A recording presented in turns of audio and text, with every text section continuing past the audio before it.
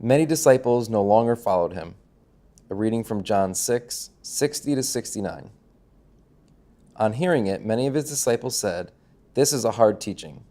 Who can accept it?" Aware that his disciples were grumbling about this, Jesus said to them, "Does this offend you? Then what if you see the Son of Man ascend to where he was before? The Spirit gives life, the flesh counts for nothing.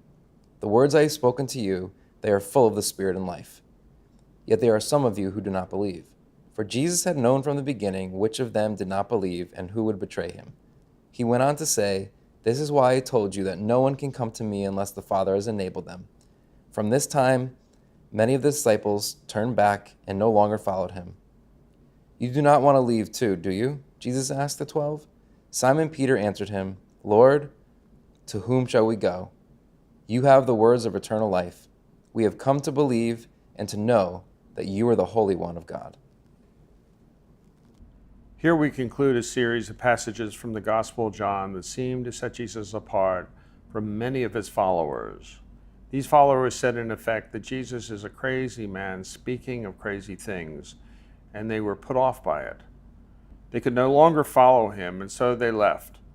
It is no different today. Jesus is truly revolutionary. He asks each one of us to do the most uncomfortable thing in the world: break from our past allegiances and follow him. It is hard, very hard, and we become exhausted trying to overcome our predisposition not to follow. But despite this, Jesus says, "Come to me, all you who are weary and burdened, and I will give you rest. Take my yoke upon you and learn from me, for I am gentle and humble in heart, and you will find rest for your souls. For my yoke is easy and my burden is light." Peter was right when he asks, "Lord, to whom shall we go?" He asked not for himself only, but for us too.